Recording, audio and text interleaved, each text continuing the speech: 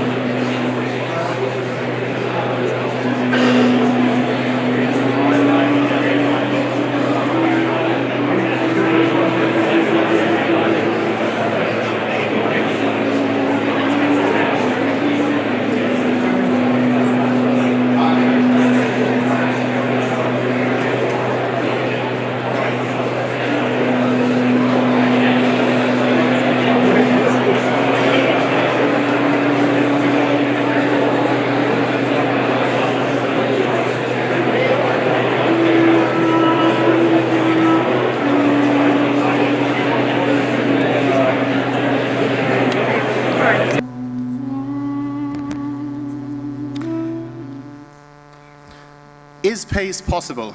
Haim shalom ifshari. Hal as-salamu mumkin. That's the question we're gathering here this evening to have a crack at answering.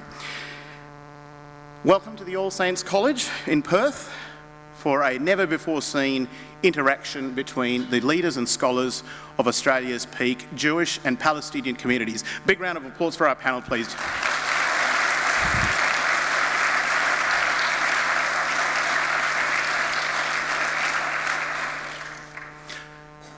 So this event is being broadcast live on WTV, and I'd like to say hello to all our viewers around the country and around the world.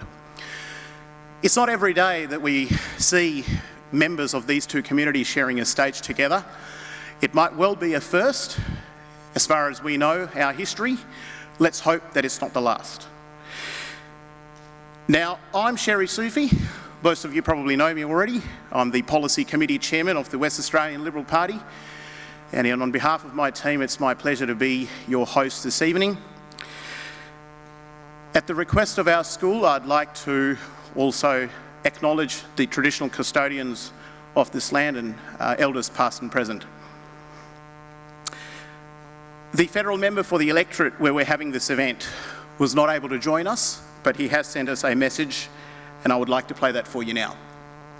Well, welcome to the great debate, and as the local federal member for Tangney, I'm really sorry I can't be there to welcome you in person. But what a great thing it is that you're coming together today to do exactly what we should do, and that is talk about the issues not only affecting our nation, but in your case today, affecting our globe. It's a great opportunity that the Policy Committee and Sherry Sufi's put on for you to have the engagement that you have tonight. Thank you to the Policy Committee, and thank you to all of the panellists and all the participants that are going to be participating in tonight's great debate. I'm sure you'll enjoy it. Round of applause for our local member, please, ladies and gentlemen. Ben Morton, very hard-working local member. So those of you who live in this electorate, you know who to vote for. So why should people gather on a Thursday night together in a theatre like this to discuss a tiny slither of land all the way on the other side of the planet? Well, I guess by mere virtue of the fact that you're here, you already know the answer, or at least you've got some idea of what the answer might be. What happens in the Middle East affects us directly, not only in the trade and economic sense, but also in the national security sense. Almost every national security challenge our nation has faced in recent times has ostensibly been inspired by events that happen overseas. So these things cannot be ignored, not just because they're making current headlines today or in the last week or so, but on an ongoing basis. Australia does not exist in isolation from the rest of the world, but as part of an international community that has a seat at the UN General Assembly. We are a major donor of foreign aid to this region, and as such we have a part to play in the ongoing peace process. And it is very important that we don't just hear one side of the story, but both sides of the story. And for far too long, violence, security challenges, hatred has happened because there has been a great reluctance to engage. Now, I'm not going to try and suggest that one event is going to change that overnight, but hey, here's a start. So, because our panellists have made a very big effort, four out of the six have travelled across from interstate, I want to give them a very personal welcome. And what better way of giving a personal welcome than to talk to them in their language? I will start with our team Israel. קהל נכבד, ברוכים הבאים, קוראים לי שרי סופי, ואני אהיה מנחה הערב בעימות הנדיר הזה בין שני בניו של אברהם, יצחק וישמעאל. יהודים ופלסטינאים מדברים הרבה על הסכסוך, אבל לא מדברים זה עם זה.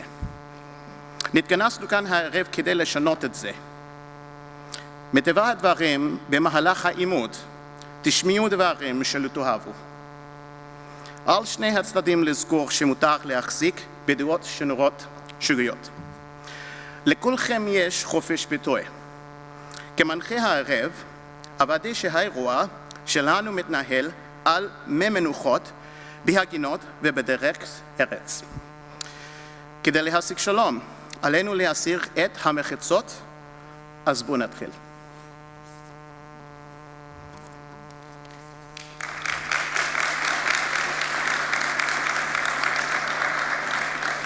Don't clap if you don't know what I said.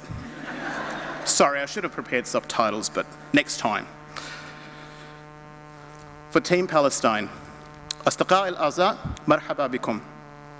أنا شيري صوفي. سأكون مضيفكم لهذه الليلة من أجل هذه المناظرة النادرة بين أبناء إبراهيم من إسحاق وإسماعيل عليهم السلام. لطالما تحدث الأطراف المشاركة في هذه النزاع حول كلهم منها، ونحن هنا سنغير هذا وسنجعل كل طرف أن يتحدث لطرف الآخر.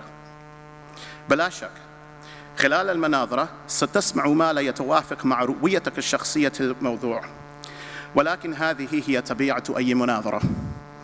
على الجانبان أن يتذكروا أن للناس آراءهم خاصة بغض النظر عن مدى توافق هذه الآراء مع كل جانب، وسوف يكون لكل شخص الفرصة لإبداء آرائهم تحت عنوان حرية التعبير. كمضيفكم سأعمل جاهداً على جعل هذا التجمع ممكن بما يضمن مبدأ العدالة والاحترام. بالتأكيد إذا أردنا تحقيق السلام فيجب تحطيم جميع الجواحز لنجعل هذه الليلة هي البداية. So ladies and gentlemen, back to English. Australia is not being taken over.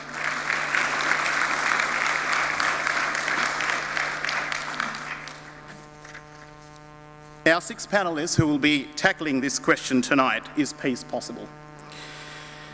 Moshe Bernstein on the far right. I hope that actually represents, I don't know if it does, but Moshe Bernstein is an Israeli-American academic who undertook extensive training in rabbinic studies in Israel.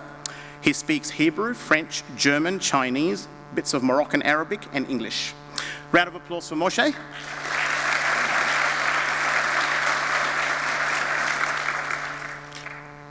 Alex Riften is a Jewish Australian, current co-CEO of Australia's peak Jewish representative body, the Executive Council of Australian Jewry, or ECAJ. His recent book, The Anti-Israel Agenda, Inside the Political War on the Jewish State, has been internationally acclaimed. Round of applause, Alex Riften.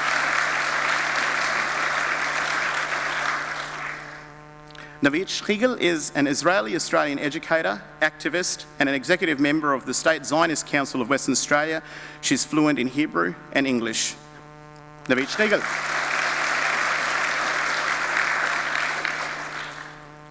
Noura Mansour is a Palestinian academic and activist from the city of Acre, or Akko. She has a bachelor's in political science and education and a master's in international relations from the Uni of Haifa. She's fluent in Arabic, Hebrew, French, Korean, and English. A lot of languages, a lot of claps.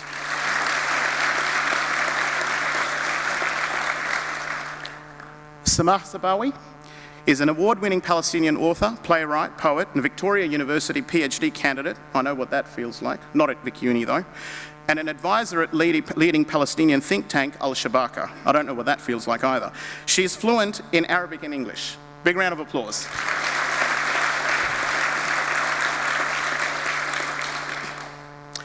Lastly, Dr. George Hathum is a board member of the Australia-Palestine Advocacy Network, or APAN, a medical doctor by profession. He runs a family medical practice in Baxton, New South Wales with his wife, and he is fluent in Arabic and English. So that's our panel.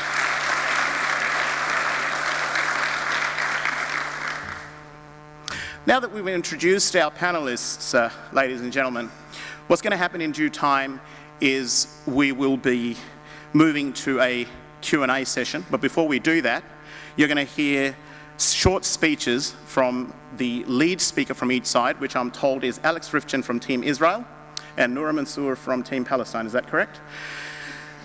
The order of speakers will be determined by a coin toss, so I'm going to have to be a bit of a Tony Gregg here. Before we get to the Tony Gregg part, there's something a little bit more important.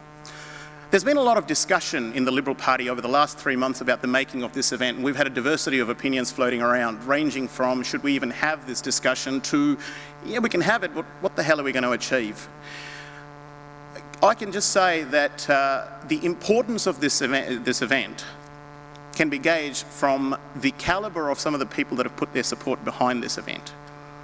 I want to play you a little something from someone who's been a personal friend and a mentor to me from a number of years.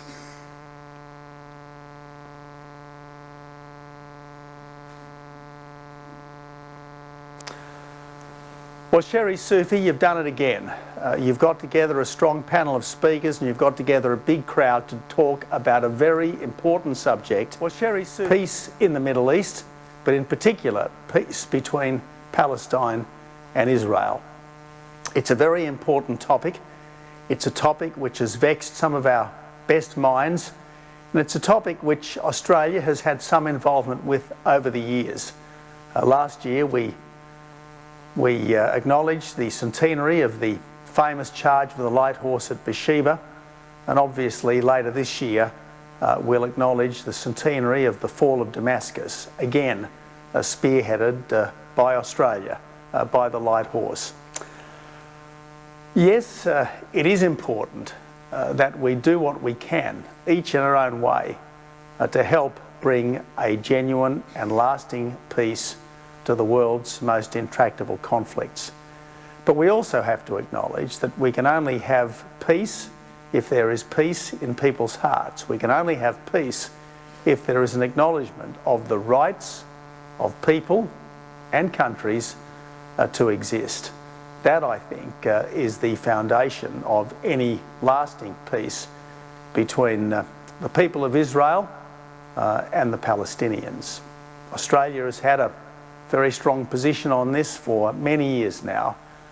We certainly believe in the two-state solution, but at the heart of the two-state solution is the acceptance by Palestine of Israel's right to exist behind secure borders. That certainly was the position of the Abbott government. My understanding is that it was the position of the Labor Party in times past, and it's still the position of the Australian government. So on that basis, may it be a good debate. May you have a good night. May everyone's understanding and goodwill be deepened by tonight's proceedings. Round of applause for the former Prime Minister.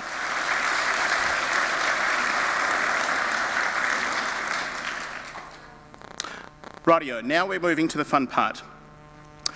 So, Alex Riften and Noura Mansour, if I could just ask you to come and participate in this toss. It reminds me of cricket.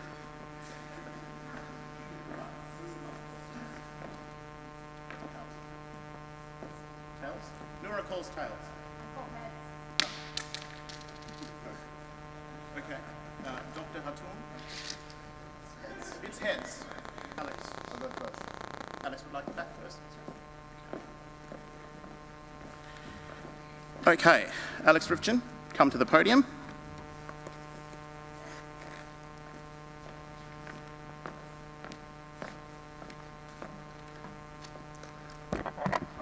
Ladies and gentlemen, I'm delighted to be here in Perth for this momentous occasion. I'd like to thank each and every one of you for being here and for your willingness to listen, to engage, and to critically think about a subject that is dear to me, to all of the panellists, and the two peoples that we represent. I want to thank my esteemed colleagues, Navit and Rabbi Bernstein, and those opposite representing the Palestinian community. Most of all, I'd like to thank our convener and moderator, Sherry Sufi, for his vision in bringing our two peoples together. So the question before us is this: is peace possible? Before any discussion about peace, it is essential to first understand how the modern state of Israel came into being and why its existence is so critical to Jewish identity. Israel's declaration of independence 70 years ago was something unprecedented in human history. Ancient peoples have been swept away by the tide of empire, exiled, enslaved, many have disappeared entirely, but never before has a people lost its land, been scattered throughout the world, suffered pogroms, expulsion, near complete annihilation, and yet somehow still retained its sense of peoplehood, and then returned to its ancestral lands to reform its national home. Since returning, Israel has faced 3 full-blown invasions on multiple fronts. It's seen its children incinerated in hundreds of terrorist attacks, targeting buses and cafes and schools and nightclubs. It's faced attempts at strangulation through boycotts and embargoes, stared down threats to drive its people into the sea, and withstood coordinated campaigns against it in the forums of greatest political influence. And yet Israel has emerged as a hub of ingenuity and progress. And in spite of the threats to its existence, it retains a free press, an active civil society, an independent judiciary, and a vibrant democratic parliament. Israel is a modern miracle, and I say that as a man of limited faith. But it doesn't require a belief in ancient texts to see the legitimacy of the State of Israel. Israel's legitimacy is steeped in international law, possessory rights, native title, and the unbroken connection between the Jewish people and their land, which is evidenced by objective scientific facts. Jewish institutions existed in the land more than 3,000 years ago, and we know this from the discovery of countless artifacts dated back to that period, bearing Hebrew inscriptions, and from the accounts of historians from Egypt and Rome and elsewhere. There is even genetic proof of the Jewish connection to the land. Geneticists have shown that Jewish communities throughout the world can trace their ancestry to the Middle East. Contemporary attempts to deny the Jewish connection to the land are not new. In the year 135 CE, the Roman Emperor Hadrian led the mass slaughter and expulsion of the Jews from the land, after which he renamed Judea Syria Palestina in honor of the extinct Philistine peoples. But neither the long-dead emperors of long-dead empires nor the president of the Palestinian Authority can sever the bond between a people and their land. The Jews retained an unbroken presence in cities like Jerusalem, Tzfat, Tiberias, and Hebron. In every generation, the Jews returned to the land, sometimes in small numbers, sometimes in great. They lawfully purchased land and established communal farms, villages, and eventually cities. As Woodrow Wilson said, that land was the cradle and home of their vital race, and is the only land in which they can hope to find a home of their own. So the Jews didn't steal the land from the indigenous people. We were not placed there by colonial powers. We are home in our own land, and we're not going anywhere. To dispel another myth, Israel was not created because of the Holocaust. Israel is not a burden placed on the heads of the Arabs to assuage European guilt. Israel's existence was established through a series of treaties and other instruments of international law concluded decades before World War II. The most notable of these was at San Remo in 1920, at which the Allied powers granted Britain a mandate to act as a temporary custodian of the land and oversee its transition from a distant outpost of the Ottoman Empire through to Jewish self-government. This was then ratified by all 63 member states of the League of Nations, the forerunner to the UN. Israel declared independence on the 14th of May 1948, pursuant to the General Assembly Partition Plan passed in the previous year, which called for the creation of 2 states for 2 peoples, a first ever Palestinian Arab state and a new Jewish state in the land. As Winston Churchill said, it is manifestly right that the Jews scattered all over the world should have a national centre and a national home where some of them may be reunited. And where else can that be but in this land of Palestine, with which for more than 3,000 years they have been intimately and profoundly associated. But this is not the complete story. The Jews are the people of the land, but we are not the only people of the land. The Palestinians are there too, and they too wish to exercise self-determination and establish a national home for the ingathering of their scattered diaspora. It does not matter who was there first, or that Jerusalem had a Jewish majority by 1891, or that Haifa had an Arab majority by 1880. What matters is that today the land is home to 2 distinct peoples, and we must achieve a peaceful, prosperous, and dignified future for them both. So how then is peace to be achieved? I'd like to propose 5 steps. First, know and understand the other. And to that end, it should become mandatory to study Arabic in Israeli schools and to study Hebrew in Palestinian schools. This would be a practical and powerful way of building mutual understanding and cooperation. Now, the antithesis of mutual understanding and cooperation is, of course, the Boycott, Divestment and Sanctions campaign, which rejects any cooperation between Israelis and Palestinians and demands the complete isolation of Jewish Israelis as a way of bringing about the downfall of the Jewish state, regardless of its borders. Aside from the racism of its aims and its tactics, BDS hasn't changed a single policy or fact on the ground other than possibly causing SodaStream to relocate from the West Bank, resulting in hundreds of Palestinians who worked alongside Jews every day on equal pay to lose their jobs. Boycotts merely continue war by other means. They will never achieve peace. To quote Majdi Shella of the Palestine General Federation of Trade Unions, "We Palestinians have a long tradition of boycotting everything. Sometimes boycott is the easier road. If you want to do nothing, boycott." Second, start a pro-Palestinian movement. There is no pro-Palestinian movement in the world today. There is only an anti-Israel movement. In Yarmouk, in Syria, a Palestinian community of 150,000 people has been besieged, starved, and bombarded into rubble by Assad. Over 4,000 Palestinians have died there since the beginning of the civil war, far more than over the same period in the conflict with Israel. Have we seen a single street protest over this ethnic cleansing? No, because Israel cannot be blamed. In Lebanon, Palestinians are prohibited from working as doctors, dentists, lawyers, engineers, or accountants. While in Israel, Arabs serve on the Supreme Court, in the army, in the parliament, and in the professions without restriction. Have we heard a murmur about Lebanese apartheid? No, because Israel cannot be blamed. When Hamas deployed children to build attack tunnels into Israel, and 160 of your children died building those tunnels, did we see a single press statement or call to action? No, because Israel cannot be blamed. This allows Palestinian leaders to act with complete impunity, knowing that anti-Israel activists in the West will remain complicit through their silence. In the Jewish world, in contrast, there is wild debate and honest comment on all aspects of the conflict and Israeli policy, which holds decision makers to account. Third, remove Hamas. There can never be peace so long as Hamas uses any territory controls as a forward base through which to attack Israel.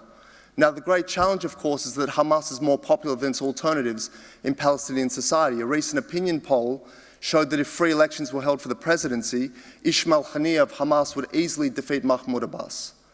But there can never be peace with an organization whose leader says, "We Palestinians love death like the Israelis love life." Fourth, end the dependency on aid.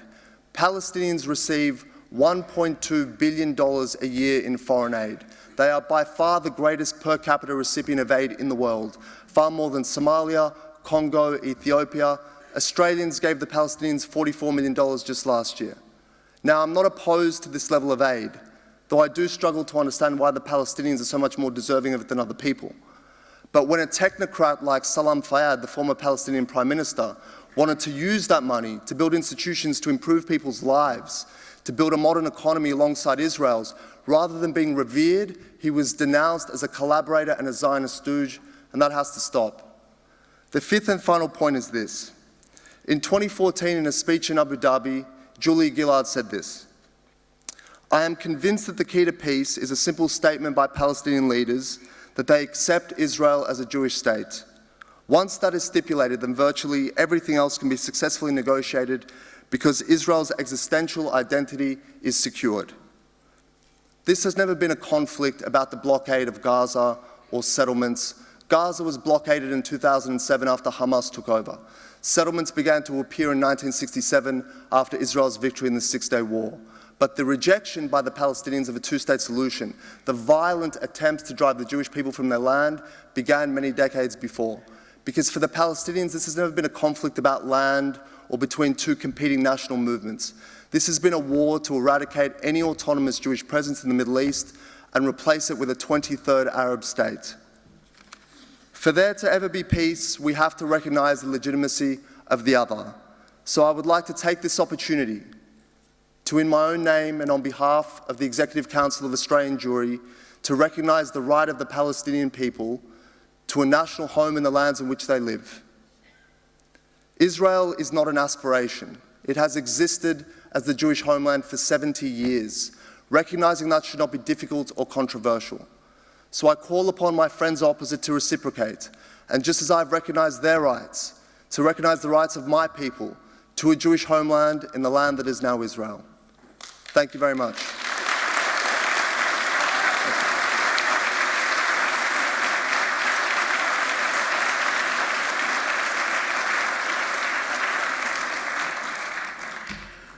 Thanks, ladies and gentlemen. I'd now like to call on Noura Mansour from Team Palestine.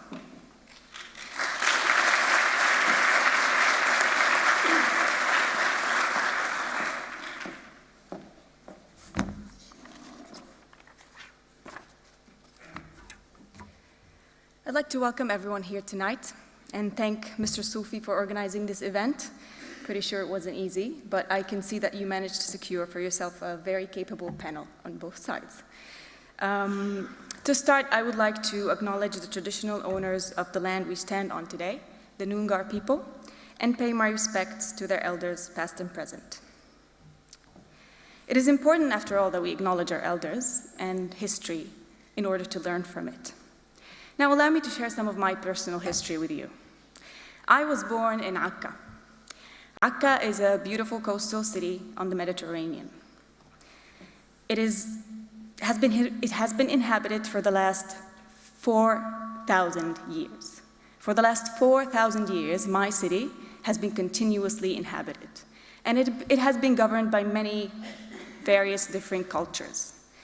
The Crusaders, the Byzantine Empire, Cleopatra, various caliphates, the British, and today, the Israeli government. I grew up in the old city where my grandparents live today. I ran in Akka's alleys, through Akka's alleys, I swam in its beaches, and I leaped off its ancient walls. The famous poet Mahmoud Darwish described Akka as the most beautiful of all ancient cities and the most ancient of all beautiful cities. And I wish one day I can welcome all of you here to my city so you can experience and enjoy the beauty of its people. My grandparents were born in cities and towns around Akka, towns where their parents and grandparents were born and buried for generations. My father's father was a train driver. He was an educated man, he spoke languages, fluent in English as he grew up during the British Mandate.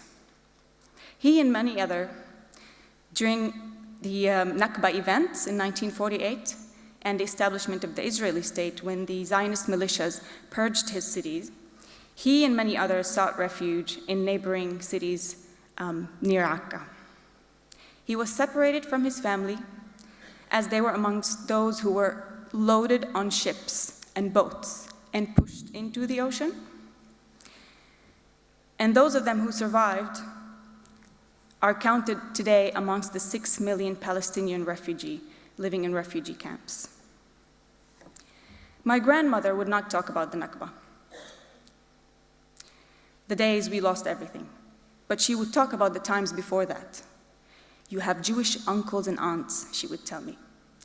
She breastfed her Jewish neighbors' children, and in my culture, that makes her their mother as well. This was not uncommon, as prior to the establishment of Israel, Christian, Muslim, and Jewish Palestinians raised children together. My mother's parents were teenagers during the Nakba. My grandmother would tell me how, when they were forcefully evicted from their homes, her mother gathered her and her sisters and rubbed mud on her face to make her look unattractive and protect her, and preventing what the Israeli historian Benny Morris identified in his book, The Birth of the Palestinian Refugee Problem Revisited, as gang rape. My grandfather watched his neighbors massacred in the city square by Zionist militias. He moved to Akka with his family, became a taxi driver, and put his children through medical school, law school, and engineering. Now I'm sharing this with you so that you understand that to a large extent, all Palestinians are displaced people. In some ways or another, forced out of their homes into different lives. And also when you live in a city as old as Akka or Nazareth, which is where George, my colleague, is from, or Gaza, which is Samah's hometown, you understand that there's more to a people than the flag that currently flaps above their heads. That relationship, mine and the flag that flaps above my head, there's no other way of putting it but a thoroughly oppressive one. I am a citizen of Israel. I vote in Israeli election, but my life is less precious because I just was not born Jewish. An experience in high school made that clear for me. A friend of mine in year 12, Asil Asli, was an active advocate for peace. One of the many programs that he led was Seeds of Peace. It's a program where, Palestinian, Jewish, and American youth get together and brainstorm ways of cohabitation and coexistence. During the protest in 2000, Asil, like many of us and many of you have, gathered to express his democratic rights. In his hometown, Arabi, that is inside Israel, he marched, he chanted, and he waved flags with scores of other youth. Soldiers broke up the gathering. He was chased into an olive grove where he tripped, fell on his face, and was shot in the back of his neck from 0 range. He was 17, a citizen of Israel, about to take his year 12 exams, and he was executed face on the ground. This could have been me. My friend was murdered for speaking out. He did not have a weapon. He was not a part of any militia. This wasn't an accident. Thousands were shot, 12 more Palestinians were killed. No one was charged. No one apologized. No laws changed. Asil left behind a mother, a father, 2 sisters, and a brother. No accountability, full impunity. Shooting to kill Palestinians, Israeli citizens or not, is a violation of international law and a violation of humanitarian law and the laws of war. Now keep that in mind as you listen to the usual victim-blaming mantra of the Israeli Hasbara.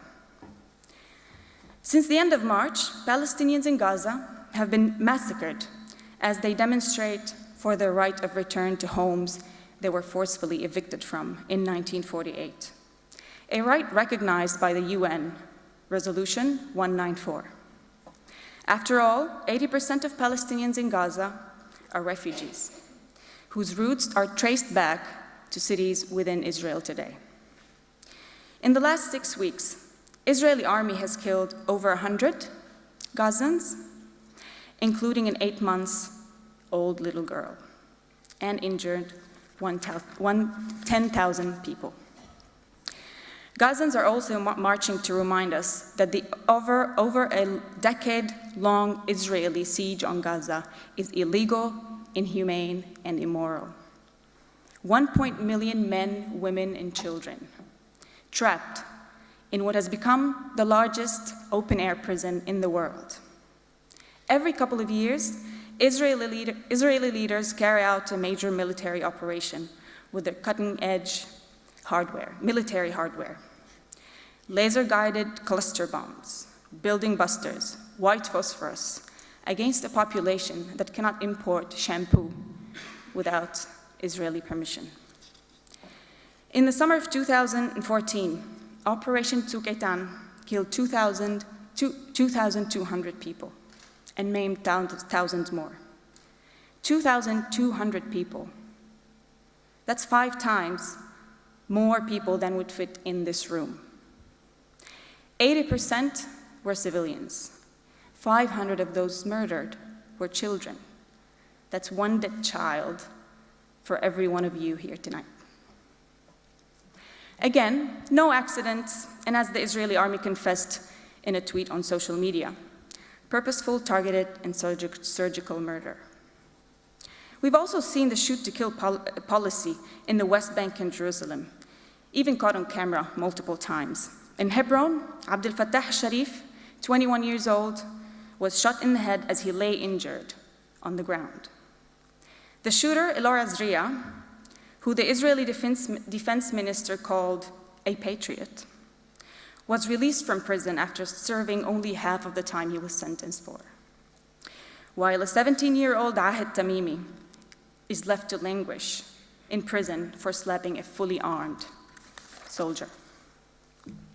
Now that we've discussed a little bit of the context, we can ask the question, is peace possible? Our answer is of course. We have to believe that peace is possible and strive to make it a reality, for the sake of all parties involved, but especially for the sake of the Palestinians who have been fighting for their right to live peacefully in their homeland for over 7 decades. Peace begins with justice, with respect for the rule of law. For peace to be meaningful, sustainable, and dependable, it must be based on democratic values of freedom, equality, and justice for all, regardless to your ethnicity or religion. To achieve this, the whole land and people on it, living on it, will need to undergo a process of decolonization. Discriminatory structures and mechanisms of oppression must be dismantled. And from its ashes, create a unifying identity that aligns with the local culture, history, and geography of the land, and is based on shared global human value of equality and freedom for all. It is not an easy task, but sustainable peace never is. It has been achieved before, and if apartheid can be dismantled in South Africa, and peace can be achieved in Europe after all it's been through, it sure can be achieved in Palestine. After all, it's only 70 years ago, my late grandmother would breastfeed her Jewish neighbors' children as if they were her own. Thank you.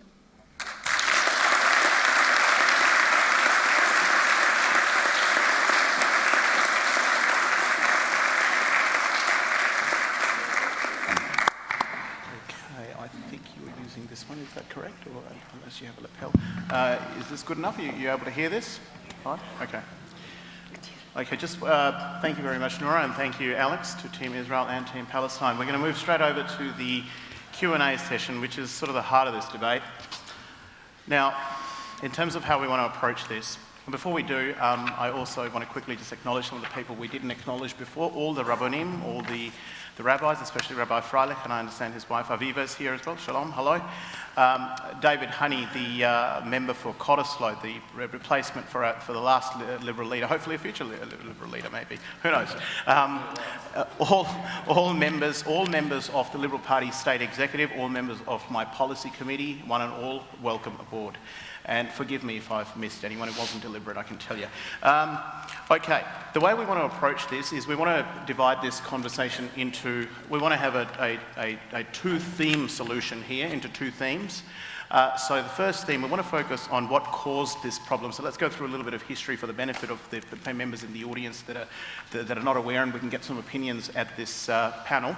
And then in the latter half, we will talk about how to move forwards, if people are agreeable to that sort of method. So I want to kickstart this conversation now, and I'll ask the first question, and this is sort of an amalgamation of many questions I received via email. The Arab so-called rejection for Israel as a Jewish state, buried beneath a lot of that is this idea, and you touched on some of this in your speech, Alex, that the people who settled or colonized Israel, in inverted commas, are Ashkenazi Jews, and there is this idea that the Mizrahi and Sephardic Jewish communities of the Islamic world had been living peacefully with them for many thousand years.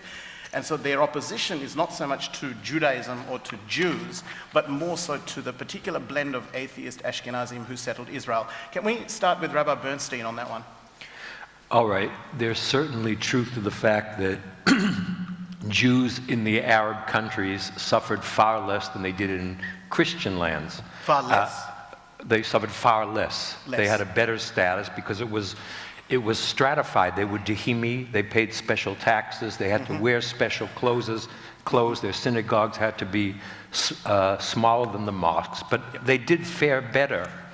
But the myth that I've seen perpetrated on social media that Ashkenazi Jews are not even really Jewish and descended from the Khazaria, the people of Khazaria, that was a myth that was repeated by Mahmoud Abbas just 2 weeks ago, who said the Jewish people are not even really Jewish, they have no historic link to the land.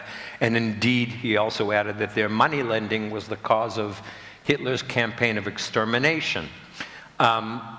So the truth of the matter is, even though Jews fared very better in the Arab lands, there was in 1942 in Iraq a Farhud, a terrible pogrom. This was before Israel was declared a state, instigated largely by the Mufti of Jerusalem, who spent his time in Nazi Germany, and he was a supporter of Hitler. This is Mufti Haj Amin Effendi al-Husseini, who was really the leader of Palestinian nationalism. On March 1st, 1944, after the Farhud, he spoke on the Berlin radio and said, "Arabs, rise as one man and fight for your sacred rights. Kill the Jews wherever you find them. This pleases God, history, and religion. This saves your honor. God is with you." And that sounds very much like a trope that we hear today from Hamas, who says exactly the same thing. And this is part of the problem, that the later development of Palestinian nationalism had behind it a lot of this anti-Semitism that I think manifests in the question you're asking me, that tries to make this false distinction between Jewish people of the Mizrahi lands and Jewish people of the Ashkenazi lands, when in fact for 2,000 years all Jews in Europe and in North Africa and the Middle East had the same prayer books that prayed for the building of Jerusalem, the return of the exiles. So that yeah, sure. Well, let's go over to the other side. This whole point that Mahmoud Abbas even mentioned a couple of weeks ago in his comments about the Ashkenazi Jews from Europe not really being from the region that is contested as Israel and Palestine. Dr. Hathum, I mean, is this something that Palestinians believe widely? Or were Abbas's comments an isolated incident? I don't believe so. I strongly believe that, in general, the Palestinian people have fully accepted that the land of Palestine should be shared between two people. Every statistic that I have seen, every Palestinian that I have spoken to, and I mix within the circles, have accepted the fact that the land of Palestine now is the home of two competing but equally deserving nations. The problem we have at the moment is that the Israeli side is not accepting the Palestinians' right to self-determination and a homeland in historic Palestine, not even on 20% of the land of historic Palestine. So at the moment we have an Israeli government that does not even accept the right of Palestinians to a homeland anywhere on the land of Palestine. So that is the crux of the problem. Okay, well, look, we're going to go to a different issue and perhaps go to a question from the audience on a similar sort of a theme. So you can put your hand up and I'll spot you out and wait for your turn and then we'll get to you.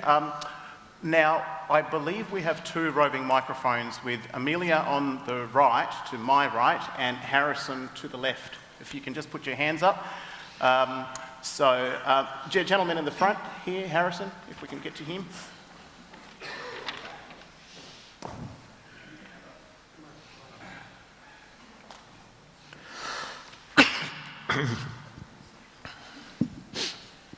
Hi, my name is Adele. I wish to address the issue Sorry, what's your name? Adele Youssef. Okay. Thank you. I'm from Iraq, and I'd like to address the issue of the Farhud that you raised, and also the issue of Arabs who are of the Jewish faith. Jews in Iraq and in the Arab world in general were our leaders, our doctors, our ministers. They were our professionals, and they lived in peace. You mentioned the Mufti in Palestine.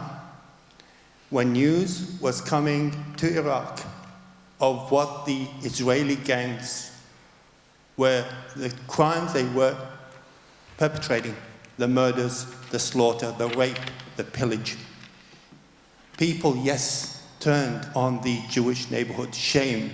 That was a shameful act. But it was, you need to tell the full story. The full story is, when news came over from in the 30s, during the 30s, when the pogroms started, after they bought the land initially, they got guns and they were well trained, and a lot of... Look, can we, sorry to cut you off. Yes, can we right, sorry, just ask a question, please, and not make a speech? I'd like the panel to address Arabs of the Jewish faith. There seems to be an issue that Arabs are against Jews. So where do we place those Arabs who are of the Jewish faith? Thank you, and my apologies. No, that's okay. That's okay. Alex, you wanted to have a say on this? Yeah, so as to the question of where do we place Arabs of the Jewish faith, well, we saw where they're placed. 850,000 of them were driven from their homes, raped, looted, pillaged, murdered, and made refugees. So that's where they're placed. So there's this fiction that prior to the State of Israel, prior to the Zionist movement, Arabs and Jews lived in blissful coexistence. It's a nonsense. As the rabbi said, it is true. If you were to compare the treatment of Jews in Europe and the Arab world, I would say we fared better in the Arab world. But we fared better there as long as we knew our place. And that place was always subordinate to the majority. Now, there were benevolent leaders who, as you point out, saw the use of Jews, promoted them to court positions and professional positions, but there were also brutal attacks on Jews in places like Fez, Shiraz, and then we saw in Palestine, in Mandate Palestine, in places like Hebron, where Jews had lived continuously since antiquity. They were brutally murdered and driven from the land in a pure act of ethnic cleansing. So you want to know where Jews from the Arab world are placed? They're placed in Israel and absorbed there as refugees because they had no home in the Arab world. Samar, do you want to make a comment on that? I'm actually astounded by some of the comments that I've heard, so I don't know which one to pick. But we'll start with the question of the absorption of refugees. And I'd like to respond a little bit to some of the things that Alex said. Yeah, before you continue, and I'm saying this equally to both sides, if we can just keep our answer succinct, the same thing applies to the audience. If we can keep the question succinct, we will be able to get through a lot more in the time that we're going to spend tonight together. So yeah, by all means, the floor is yours. Sure. On the question of the refugees, I was really thinking of how Israel is constantly saying that the Palestinian refugee problem is not its problem, that they should have been absorbed in Arab countries. And my mind was in Gaza, and with the millions of refugees who have been under Israel's control for decades. Not only have they not been absorbed, they've been put into bantustans behind high barbed wire and denied their basic rights because the state does not believe that they're human enough to become citizens of the state. And so that came to mind. And the other thing I want to point out is, Alex, you pointed out a series of things as to how peace can be possible. I did not hear once the word equality, justice. How can you even address peace without using these two words? I don't understand. How do we have peace if we do not collapse the structure of injustice that is causing conflict, causing resentment? Alex, did you want to respond to that? Yeah. No, Naveed hasn't spoken. Yep. Okay, so first of all, I would just like to point out to you that Israel unilaterally withdrew from the Gaza Strip in 2005. The Palestinians living in Gaza were trained in the strawberry agricultural economy that was holding the Jewish population there for so long before the Jews were forcibly removed from that land. The Israeli government at the time agreed to remove every last Jew from the Gaza Strip because every Palestinian leader has made it illegal to sell land to Jews and has made it clear that Jews are not welcome in any Palestinian autonomous regions. In fact, Mahmoud Abbas has said, there will not be one Israeli on our soil. So, and he of course meant Jews when he said that, not Arab Israelis. Maybe he forgot that there were any. Do you have a link to that statement? A web link at the moment? Or just any, because what I heard is that they said they're welcome to have Palestinian citizenship when he's asked about the settlements. And well, it's illegal to sell land to Jews in the current autonomous region, and it's not illegal in Israel to sell land to Arabs. So when you talk about justice and you talk about equality, there's actually a situation right now where Jews are banned from a large part of the land of Israel. Okay, can I just respond to the Gaza part? You can take the... Okay. Yeah, if we can keep it succinct. I'd really like to keep it succinct. Okay. You say that Israel withdrew and disengaged from Israel. Well, I was there from Gaza. I was there in 2013. Israel controlled every facet of the lives of the people in Gaza. You look up at the sky, the drones were there. You look across the sea, the Israeli army patrol was there. You try to get in and out, you need to get a visa from Israel, a permit, which is not given to many people. It's really hard to get, actually. The currency is the shekel. The products that are coming into the Gaza Strip are all coming in mostly through Israel. They're coming in trucks. They're being inspected. Gaza has been put on a diet, according to Israeli officials, to cause, to punish the people in Gaza. So you cannot say something like they've disengaged or they have left Gaza. They never left Gaza. We were listening to the news these days, and they're talking about the border of Gaza. What border? There is no Gaza. There is no border between Israel and Gaza. Israel controls the entire area. And this is just the fence that they put around the people to imprison them within, under Israeli control. Israel... Yeah, Nora, just quickly. In fact, we've heard from Samar, so just a quick comment from this side, and we'll go to Nora. Okay. Yeah. There was a dream during that time in 2005 on the Israeli side that by showing the willingness to unilaterally withdraw from Gaza and to remove every single Jewish person from their homes and from the industries that they had created, there was a hope that by training Arabs who lived in Gaza in the economy that was flourishing at the time in Gaza, that Gaza would prove to be what Shimon Peres called a new Singapore, a Middle Eastern Singapore. That somehow the Gazan people would rise to the occasion of having their own state. There was a plan in place to link Gaza with Judea and Samaria and create a state there. Contrary to what you said, Doctor, actually the Netanyahu government, despite being on the right side of Israeli politics, has often and continuously said that Israel does and will accept a two-state solution. So that's just not true. And I'm very pleased to hear, by the way, that many Arab people are willing for that to happen, but the fact remains the leadership is not. Please, when you're talking about us, we're Palestinians. Okay, the Palestinian people are willing. I'm very happy to hear that Palestinian people are willing for that to happen. The leadership has not shown any reflection of that, unfortunately. Okay, Nora? Sure. I'd like to address a few points, but to start with the dream. Right, I'm not heard. So to start with that dream point, there was a dream by Yitzhak Rabin that one day he would wake up to find Gaza under the sea. That's the dream that they had about Gaza. They never really wanted to control Gaza. And on the unilateral disengagement, there was an interview by Dov Weisglass, who was the chief of staff and advisor for Sharon and Olmert. And in that interview, he explicitly states that the unilateral disengagement was meant to freeze the political process.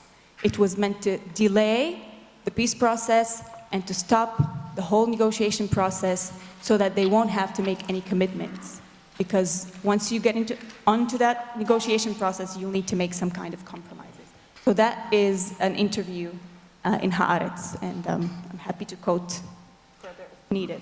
Second point, and that is it's illegal to sell. It's legal to sell lands for Palestinians in Israel. Actually, there's a law against that. By law, I'm not allowed to own land in Israel, and that is listed under one of the 60+ discriminatory law that systematically discriminate against Palestinians just because they're not Jews. One of them is the right of return. The other one is land of law, and very recently, law against family reunification. So Palestinians are not allowed to fall in love with other Palestinians or people from certain countries because Israel would not let them bring their spouses to live with them in Israel. Okay, so just to draw us back to the theme, for the benefit of the audience, we have obviously all sorts of people in the audience, some that are well read on the issue, others probably not so much. So again, I want to focus a bit on the root causes of this conflict. So I want to go back to the point that you mentioned in your speech that Jewish people obviously have a historical connection with that land. And I also, as a historian, am well aware that from the times of Moses and the Exodus, I don't know if you count that as history, but from that time onwards, King Saul, David, and Solomon, there is a historical connection. The temple was built, the Assyrian invasion, the Babylonian invasion, the destruction of the temple, the reconstruction under the Persians, and so forth. But all of this predominantly happens in the millennia from about 1000 to Jesus' times. Yes, that's when the Jewish historical connection is. And then you mentioned that the Romans expelled the Jews, and 135 changed the name from Provincia Judea to Provincia Israel-Palestina. And the Jews then went on to living in the diaspora, that is landlessness, or galut, as you would say. Now, Jews began to move back into what was then Ottoman Palestine under the Ottoman Empire, the Muslim Ottoman Empire. Is this side of the panel, the Israeli side of the panel, prepared to accept that there was a booming, thriving Arabic-speaking culture there, and that had been there since at least the advent of Islam in the 7th century? Can we start with yourself, Naveed? There's no denying that that land has been colonised and occupied throughout history by many peoples. Yes. And that certainly there was a movement of Muslims into that land, definitely, and that there were obviously people living and thriving and speaking Arabic in that land. There's no doubt about that, and no argument about it. I guess the real issue is there an ancestral and spiritual connection of the Jewish people to that land? Mm-hmm. And the answer is most definitely, of course there is. Mm-hmm. But I would say, Naveed, undoubted. I'm not sure if this side of the panel would even deny that. Dr. Hathum. Yeah, well that's... Yeah, we'll come to you in a sec, Alex. So that's refreshing, yep. But their leadership denies it, and that's unfortunate. Mm-hmm. I'm sure that the people on the other side of this panel are, reasonable and well-read and understand that there is a connection. But we don't hear about that connection from the Palestinian leadership. In fact, it is often denied, especially when referring to Ashkenazi Jews. Mm-hmm. And the Palestinian leadership, just a couple of weeks ago, as Rabbi Moshe said, actually not only denied a connection to the land, but blamed the Jewish people for what has happened to them, including for the Holocaust, because of their bad behaviour and money lending. So it's really refreshing to hear some positive points and some understanding of that connection and some understanding of what the land means. Certainly I can see that it means a lot to both peoples. And I'm really pleased to hear that you speak to other Palestinians who feel the same way. I think that's great. But the problem is a leadership problem, and you know, at the moment that's a So we're going to go to this side, and then we'll come back to Alex, and then and Moshe will get a quick comment from, because I know you're well versed in the history as well. No, so I have a question. just on that historical connection, so to put this in perspective for the benefit of the audience as well, the Jewish people did have a historical connection for about 1,000 odd years from the times of Moses until the times of Jesus. That's about 1000 BC until, you know, the year zero. During that time, in the latter half of that time, the Jews developed this idea of this messianic idea that one day the galut, or the foreign enslavement, would end. When the Messiah comes, Jesus comes along, the people who believe in him sort of evolve into what eventually becomes Christianity. And the people who don't believe that he was the right Messiah remain Jews, and they sort of morph into rabbinic Judaism. And then the temple gets destroyed, and so on and so forth. Now, your side of the panel isn't denying the ancient history. Am I correct in that? No, and like I remember growing up when I was a child, and we were refugees at the time, and the PLO's mantra was one land for all three religions. And that's the kind of, and that carried on until 1988, when they recognized the State of Israel in 1998 and conceded and agreed to just take 22% of their historic homeland as their nation. And so this has not really been an issue. And again, we're talking about things that are not taking place on the ground today. We're getting lost in the history and bad leadership. My God, I can quote you so many of Israeli leaders. I did say at the outset that for the first half of the conversation, we do want to get through the history, because if we don't look at the origins of what led to this conflict, we're not going to be able to solve it. And then and we'll get to that in a moment. Can I just come in? Can I just come in? As a Palestinian Christian, I think it's important to address the historical connection of the Jewish people to the land of Palestine. But it's also very important to look at it even before the Jewish people came to the land of Palestine. If you look at even the Torah, you look at Deuteronomy, you look at Joshua's writings, it very clearly says, there are cities there that you did not build. There are lands and fields that you did not toil. There are houses full of goods that you did not build. This is the Torah telling the Jewish migrants who are coming from Iraq to the land of Palestine that there is an established Palestinian homeland. Palestine has always been multi-ethnic. The Jews came and the Palestinians were there. The Jews left and the Palestinians were still there. The Palestinians have come back, the Jews have come back, and the Palestinians are still there. So while there is a historic connection, and the Jews were expelled by empires and brought back by other empires, the Palestinians have been there, continuously inhabiting the land of Palestine for 10,000 years, and we will continue to be there. Well, 10's pretty long, but yes, point taken. Okay, Alex Riften. Well, Jerry, it's not too long, because Jericho is well known as the continuously inhabited city for 10,000 years. Alex Riften. I mean, on the one hand, I sympathise with what Salma said, that perhaps we shouldn't be bogged down in the history too much. But at the same time, when I hear what George has said, I think we do need to go back into the history. So, thanks, George, definitely. So, to say that the Palestinians have been there, so this is something that we hear time and time again. Canaanites. Palestinians are descendants of Canaanites. It is a bizarre and ludicrous suggestion, it really is. The Canaanites look nothing like modern Palestinian Arabs. Linguistically, they're totally different. They have perverse sexual practices, which I don't think you guys would want to be associated with. So, I mean, it's bizarre. Saeb Erekat, the long-standing lead negotiator of the Palestinian people, he, on the one hand, said, I'm descended from Canaanites, And then he shortly after said, my family came from Saudi Arabia in the 18th century. So we see this dichotomy, you know, we see different messages to different people. And Sama mentioned, again, there's so much here to delve into. Sama said that the Palestinians recognized Israel in 1988. In one way they did, and they also recognized Israel in 1993 with the Oslo Accords. But then the following year, Yasser Arafat, in a speech in South Africa, said that his recognition of Israel is what they call a hudna, which refers back to Muhammad's long-term truce with a recalcitrant tribe, which he then used to totally annihilate them, wipe them out. It's a tactical truce. So there's this constant doublespeak. And on the one hand, I don't want to be bogged down in the history. I think it's sufficient to say that, as I said in my opening address, there are two peoples in the land and we need to move forward. But if it's all predicated on these lies about, you know, Jesus being a Palestinian, on the Palestinians being Canaanites, it's very difficult to see how we can move forward, to be honest. Robert Bernstein. I have a quick... I have a question for the other side, particularly to Noura after she spoke.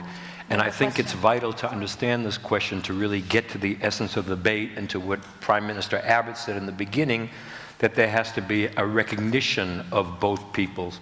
And my question is this, and you can answer honestly, but when you talk about equality and justice, do you mean by that the right of return that would really take apart the Jewish state? Is that what you are referring to? Is justice to you the right of return and the dismantling of a Jewish state, in which case there's no coexistence? It's a maximalist position that destroys the other side. Is that your meaning of justice? Yes. So, what I mean by justice is... Without doublespeak. You can just answer yes. Oh, okay. Okay, sorry. Thank you. So, yeah, sure. Justice, what does it mean to me, right? It means that in case I get killed or shot by a police officer, at least my family can have a fair trial and someone will be charged, right? Justice means to me that if my husband, who is not allowed in Israel because he happens to be also not a Jewish person, will be able to return and live back home with me in case I want. Justice means that I wouldn't have to get married on my own because my husband is not granted visa to his own wedding. Justice means many things. It means that, for me, that I want to feel home in a land that I was born in, and I want to be equal, and I want to have the same rights, just as anyone else, regardless to what religion I endorse or disendorse, and regardless to what ethnicity Nora, I have. Forgive I'm me. trying I to understand that, but can you and do yes, that? the right of return is imperative for a just peace. We need to rectify the wrongs that have been done in order to start a fresh start. We need to start where everyone's equal, and that, I think, in my opinion, would lead to a just, sustainable, long-lasting peace. So it does mean... Quick response, and then we'll go to a different... It does mean, if I understood it right, I heard the last part, the dismantling of the Jewish state? No, all right, so there's no coexistence. That's completely She supports wrong. Is that what you said, Nora? the demographic dismantling of the Jewish state. That She did. I thought you did. Excuse me, sir. If we can let the panel have this discussion, if you want to have a say, put your hand up and we'll get the microphone out to you. Although if you carry on like that, that won't happen. Did you say? Yep. I thought she did. Yep, go on. I didn't hear. We didn't hear what you said. I wasn't speaking Arabic, was I? No? Because I do that sometimes. I might break into Arabic. Demographic dismantling of the current Jewish state. I'm talking about dismantling structures of oppression. The demographic A law that discriminates against a group of people just because they belong to a certain religion or ethnicity is not a valid law. A law like that should not exist. But you would like this is not a democratic law. What does it say about the state of Israel when its biggest fear is justice? What does that say about a state? When its biggest fear that is afraid? What did she say? I didn't have a hearing there. Yep. Okay. Look, yeah. I think we want to keep this discussion on point, and we don't want to turn this into another ABC's Q&A. I mean, we're better than that. So Yeah, definitely better. So look. There's a lot of people. So hang on. Just to bring some focus back into this. We're talking about the right of return. Okay. For the benefit of those that don't know what the right of return is. In 1948, when the State of Israel declared its independence after it won the war against the neighbouring Arab countries that attacked it and tried to prevent the establishment of the Jewish state, roughly 700 or so thousand Palestinians were displaced. Now, there is a stark disagreement about how that happened. This side of the panel would say that the Arab leadership told them to leave their villages so they could kill all the Jews, and then you can go back and live as an Arabic state. This side of the panel would say that the Haganah, the Jewish paramilitary forces at the time, drove them out of their homes. So we will get into that in a moment. So that's for the audience's clarity. So if you have a question pertinent to that theme, do you have a question pertinent to that particular theme? Put your hand up. Oh, can we go to the gentleman at the back?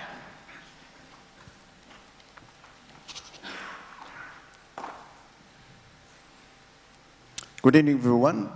My name is Sufyan, and I'm Palestinian.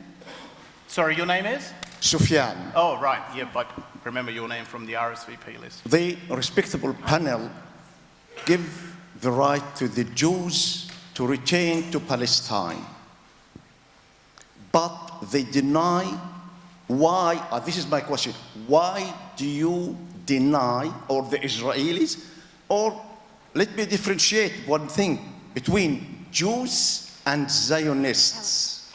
This is a big difference. No. Judaism No, you're wrong. No, it isn't. No. Let him finish the question. But my question to you, why do you deny the return of Palestinians to their land and buy the land in their own country, Palestine, while you are bringing Jews from Russia, Europe, and you say it's the right of return of Jews to their land? Alex? Okay.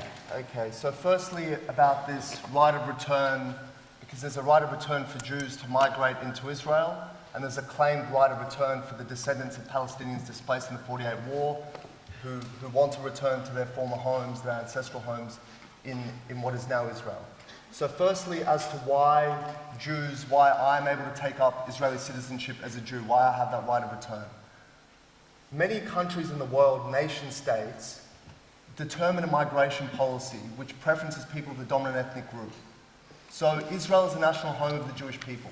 It was formed for the purpose of ingathering of the exiled Jewish world. And it preferences Jews and gives them a right to take up citizenship and return. Just like in the United Kingdom, if you have a British grandfather, you can take up citizenship. I lived there for 5 years and I wasn't ineligible. So a lot of countries, Poland has the same law, the Netherlands as well. It's not uncommon. When a Palestinian state comes into existence, I have absolutely no doubt that it will prioritize migration by ethnic Palestinians to return. I'd be baffled if they allow a single Jew to live there. So that's the way this works. As for the Palestinian right of return, we need to be clear about what this right of return is. So Sherry touched on this about the refugee problem which arose as a result of the Arab rejection of the 47 UN partition plan, the declaration of war, and the subsequent displacement of people. The consequences of that war were numerous. One consequence was that Israel lost 1% of its population. Another consequence is that Palestinian Arabs were displaced for a number of reasons. 30,000 of their elite, their intelligentsia, their scholars, their wealthy, their clerics, their leaders, took flight. And what are the masses going to do when they see their leaders take flight? They're going to do likewise. Now, I saw the doctor at the end hold up a sign about Dalit, Plan Dalit. Let's confront this head on. So this is supposedly the smoking gun about Israeli ethnic cleansing in 1948. Plan Dalit was a plan, one of numerous plans, formed by the Haganah in preparation for the invasion of the Arab states that came.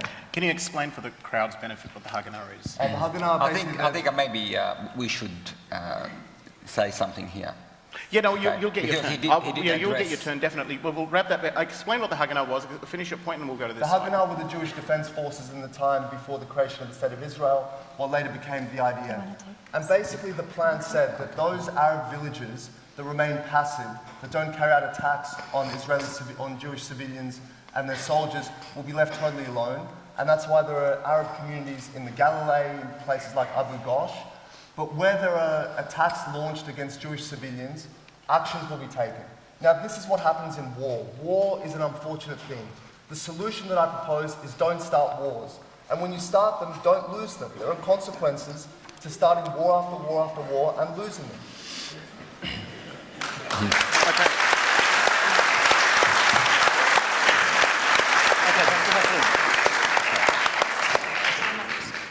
A few points. One, most of the Arabs or Palestinians that were forcibly, and that was admitted by Israeli prime ministers, removed out of their homes and villages, happened before the declaration of the State of Israel.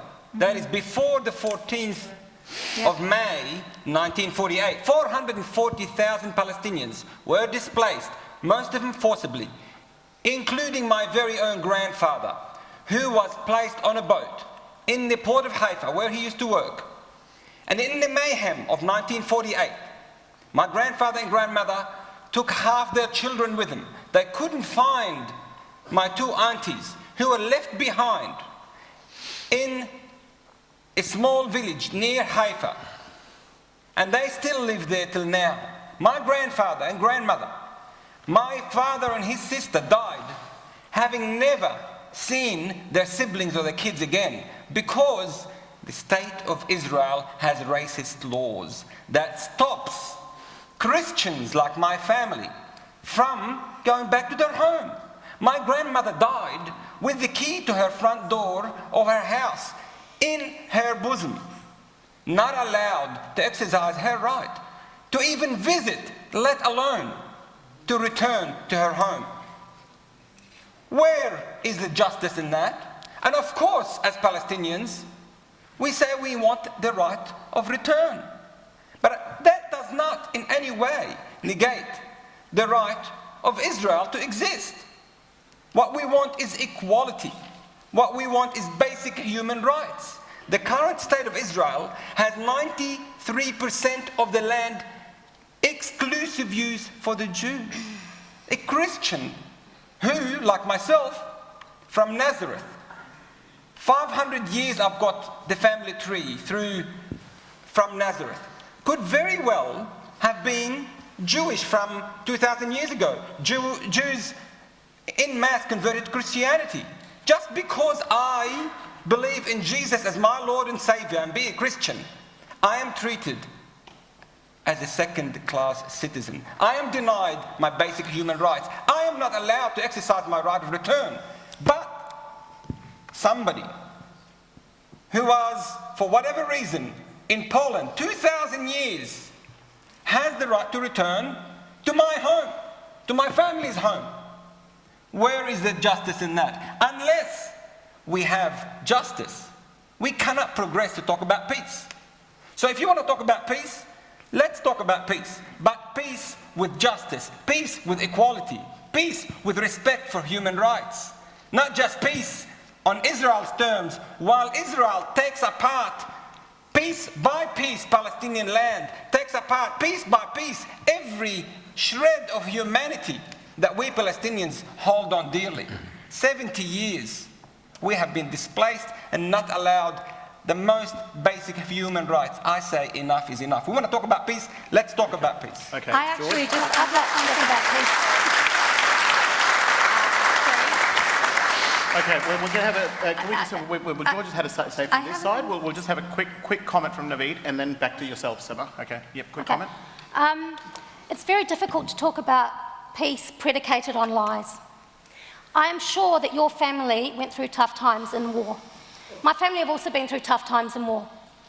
I'm not here to sit on this panel and discuss every terrible thing that happened to my grandparents and my great-grandparents and all of that, because, you know, in wars, really bad things happen. And as Alex said, the solution to that is not to start wars.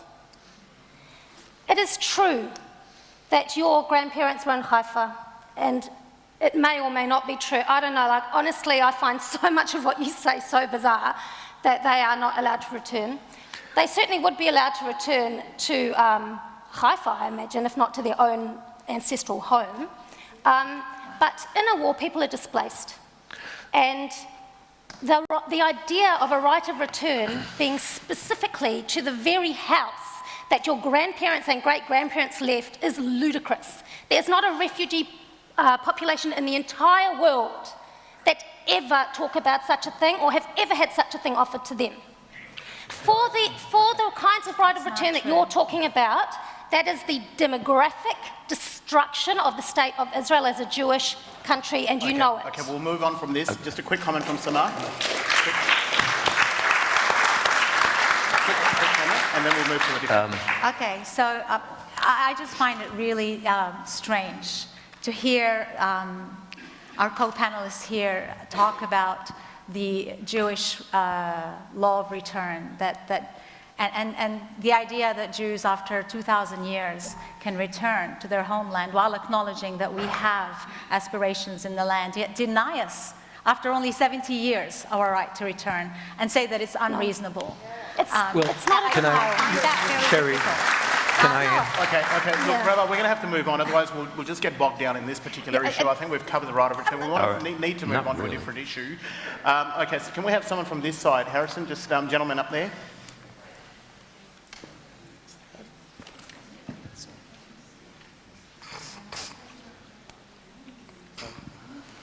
Hi everyone, my name's David. Sorry, name? David. Okay. Okay. So, when we talk about Zionism, I think it's really important that we actually define what Zionism is, because there's actually 3 different definitions of Zionism. There's 3 different categories. Actually, before you go into those 3 categories, there's a much more basic point that needs to be made. There's people here who wouldn't know what Zionism is. Jewish nationalism that started as a movement in the late 1800s. Mm-hmm. Okay, that's political Zionism. Political Zionism. We're happy with that basic definition. Okay, continue. And not a speech, just a comment. Okay. Question. So the key issue is that political Zionism. Political Zionism is a movement that's not based on Torah or Judaism. What's his question? It's a nationalist movement. This is my question. Question. Okay. My question is, in 1897, when Theodor Herzl tried to organise the world's first Zionist Congress in Germany, the rabbis in Germany and the UK rabbi both denounced, the UK chief rabbi both denounced it. They say this is not in line with Torah, this is not in line with Judaism. The only view in Torah, you can either, most of them adopted the view of cultural Zionism. What's the question? As Zionism What's the question, David? There's a comment. Get on with the question. My comment is, for those political Zionists, how do you stand up and talk about a Jewish homeland and not reference the Torah? How, especially with Alex, you talked about how you have limited faith. Limited faith. Do you believe in the Torah? Do you believe the Torah came from God? Do you believe Jews are meant to follow the Torah? And how do you reconcile that to your political Zionist views? Because that is not what Judaism is about. Can I answer that question? All right. I will answer that question, and I will refer to the comment before about this false distinction between Zionism and Judaism. As Martin Luther King said when one of his students came and criticized Zionism, Martin Luther King said, "You're criticizing Zionists, you're criticizing Jews," and that's talking anti-Semitism. There is a marginal segment of people in the Torah Carta that reject the Jewish state because they believe in a theocratic state. You asked a question, I'm answering.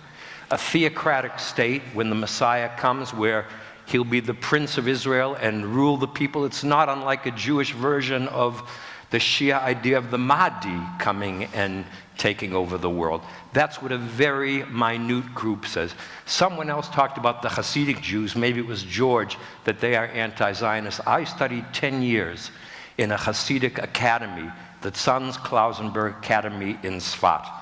And like the majority of Hasidim, the Tzanz Hasidim are a devout group that believe also in the coming of Mashiach. They don't look at the Zionist state as it is, as the apex of Jewish history, but they do look at it as part of God's hand in Jewish history, as a stage along the way.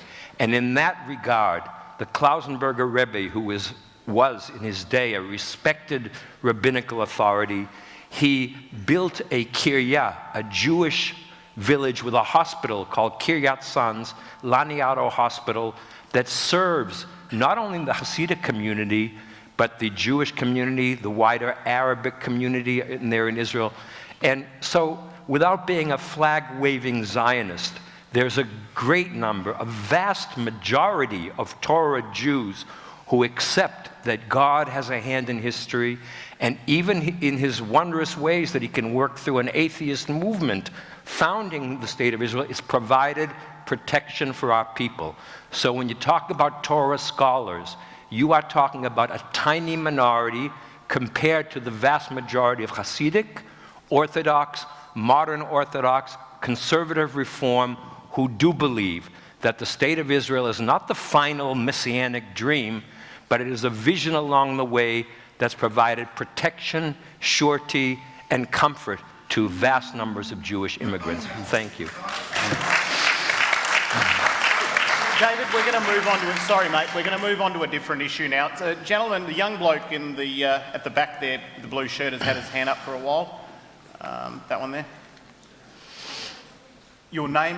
Hi, I'm James. I know that time is short, so I'll keep this as short as I can. Like one of the members of the panel said, for peace to be achieved, it needs to be found on foundations of truth. So my background generally tends to come from chemistry and genetics. I heard it said something to the line of the Ashkenazi, for instance, truly Jewish in the context that ethnically they would derive from where you would imagine a lot of the Jewish peoples would, somewhere in the Middle East. But the University of Huddersfield tested, for instance, 3,500 people, with over 80% of those people having mitochondrial DNA originate from the Caucasus regions in Europe.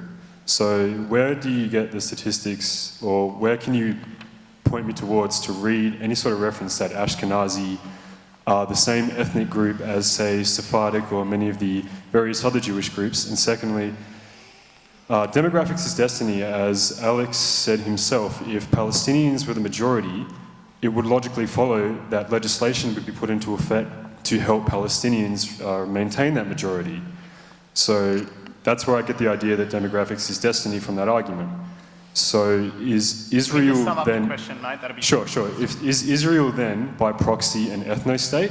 And do either party support or reject the idea of an ethno-state if people have the right to exist and maintain their existence in this world demographically?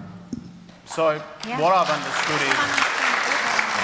understood is Ashkenazi is biological connection, genetics, demographics, ethno-state. Well, okay, so firstly about the genetic question. So you've cited one study. There have been numerous prominent studies published in the American Journal of Genetics which have tested Ashkenazi Jews and Jewish communities throughout the world and have found a common genome which links them all to the Middle East. It has shown a common link between all those communities and links them to the Middle East. It has shown, for example, that if you take a Polish Jew and a Pole, and then you take a Yemenite Jew and a Yemenite, genetically the two Jews are much closer linked than the two living in the same country, because Jews have retained that continuity over thousands of years. So we have hereditary links to the Middle East. That's beyond question. As for Israel as an ethno-state, I don't know how you want to define that term. It's a nation-state. It's the nation-state of the Jewish people, just like Poland is the nation-state of the Polish people. And in Israel's basic law and its Declaration of Independence, it establishes that Israel was formed to be the national home of the Jewish people, but it has equal rights for its non-Jewish citizens. 20% of its population are Arabs. Noura obtained her degree from the University of Haifa, in Israel, of course. A recent poll by Harvard showed that 78% of Arabs living in Israel wouldn't live in any other country in the world. So this idea that Israel is an ethno, I'm not sure exactly what you mean by that, but it's certainly a nation state, but it has equal rights enshrined in law for its minorities. just on this question of Arab Israelis, okay, or Palestinian Israelis, as I know Nora likes to prefer that term. Are there any Arab Israelis in the audience? Can you put your hand up? Over there. Do you want to participate in this discussion? Okay, fair enough. Are there any other Arab Israelis or Palestinian Israelis here? Can I maybe address that issue? No? Okay. We actually, no, that's okay. So let's go to Noura about this question of equality for Arabs in Israel. You're an Arab Israeli, but you call yourself Palestinian, right? Palestinian. So talk us through that. Palestinian Israeli from the other side. So talk us through your experiences. Is there equality? Sure. I went to Haifa University, but so we're 20% of the population, but there there's a huge underrepresentation of Palestinians in the Israeli academia. Only 16% of students in Israeli academia in bachelor's degree are in fact Palestinians. So, and we make 20% of the population. And then as we move up in the hierarchy of masters and PhD, the number shrinks even more to like 6%. Only 6% of students are Palestinians in PhD studies. But it's not a credit, like Israel should not be credited, or neither should Haifa University for me graduating from university. There were so many barriers that I had to break as a Palestinian woman living in Israel, including the Israeli academia itself. Many times I was told to go back to Egypt, for speaking up. I mean, Egypt's nice, right? But I'm not from Egypt. So many times I was told to go back to Egypt, and because I spoke up in the lecture, and they, students did not like the things that I had to say. Many times I was marginalized. I was not made to speak. I was not given the equal amount of time or respect to things that I say. But also, many times when I was protesting, the administration of Haifa University would call security on Palestinian students that were protesting or commemorating the Nakba events, for example. And this was never done for Jewish students, for example, for Im Tirtzu, which is the highly radical, extreme, racist movement that openly denies the Nakba, denies the Palestinians' right in their homeland, and it calls for actual violence to be taken against Palestinians. So yeah, these guys got to protest. When I protested, I had to be dragged out of the... Quick comment from Naveed. By that logic, any Jewish person studying in a university in Australia could claim discrimination. I'm also marginalised, not allowed to say what I think at times, told to go back to wherever, told to go back to Poland, to gas chambers, to all sorts of pleasant things. But, and by the way, I'm not from Poland either, but I'm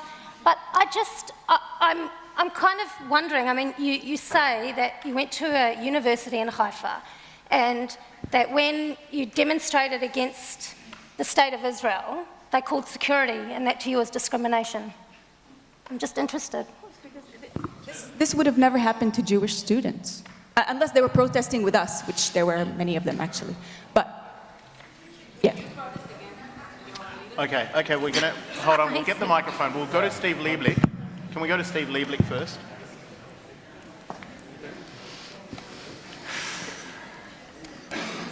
Yeah, here, yep. Thanks, Sherry. Firstly, I'd like to thank you, Sherry, and your colleagues for organising this. Thank you. And to everyone on the panel, as long as we're talking, there's hope, right? On the subject, I actually have a couple of questions, but one on the subject of ethnicity, and later on, if I have the opportunity, I'll ask the other. But the point I want to make, firstly, that as we've heard, 20% of Israel's citizens are Arab Muslims with the same legal rights as any other citizen.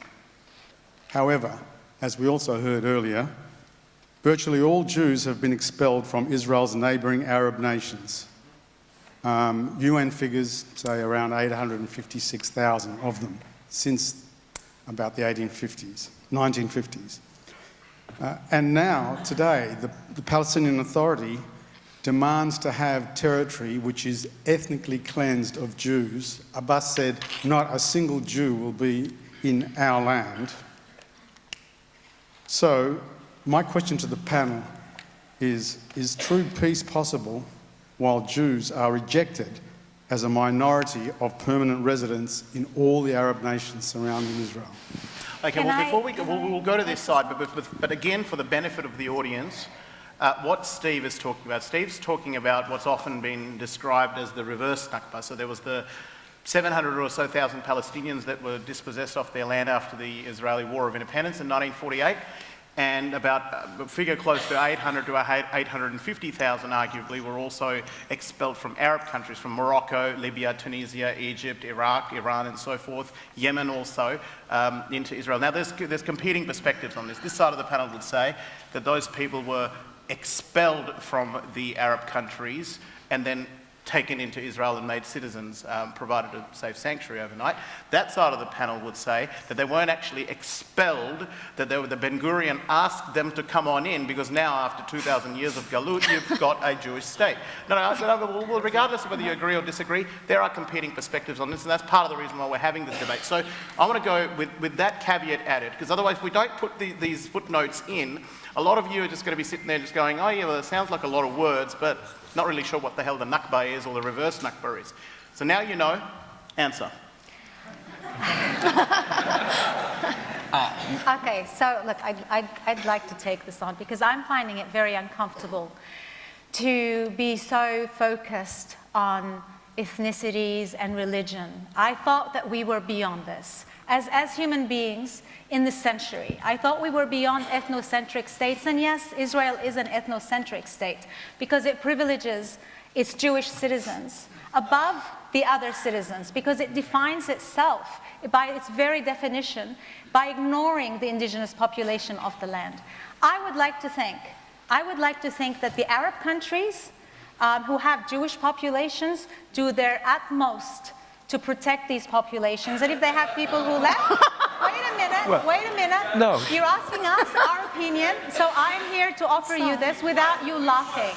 And I would like to think that we are at a time where we can actually envision a peace based on justice and equality, that Palestinians and Jews do not have to do a DNA test in order to figure out what rights they're entitled to.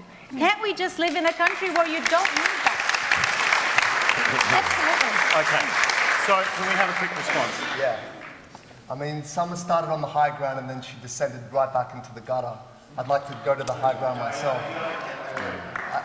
Look, I think it is unnecessary to delve so deeply into the past when we're talking about, is peace possible? So we're talking about a future. So to go back to Steve's question, is it necessary for Jews to be granted equal rights in Arab countries for there to be peace?